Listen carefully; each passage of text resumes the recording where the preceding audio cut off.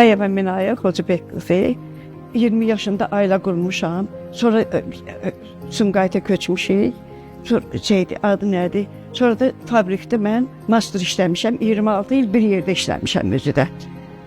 Sonra oradan da pensiya çıxmışam. 15 ildən sonra bir oğlum oldu. Rəhmətə getdi 5 yaşında. Sonra da elə yoldaşımla bir yerdə yaşadıq.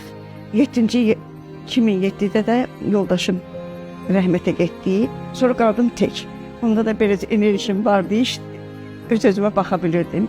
Sonra gördüm ki, belə zəiflədim, xəstələndim, sadələdim, qocaldım. Sonra məlumat verdim ora haradır, sosial xidmətə, məni qəbul elədilər. O gəlin gəlir, evimi təmizləyir, təmizləyir, şəmi, pərdəmi. Nə lazımdır da, nə hamısını bir gündə da olmur. Deyir, bazarlıq lazımdır, gedməliyim üçün, hər şeydə də valla. Kommunal xərclərimi aparır, poçta verir. Hökumətimiz sağ olsun ki, belənçinə bir yer açıb ki, qocalara xidmət edirlər.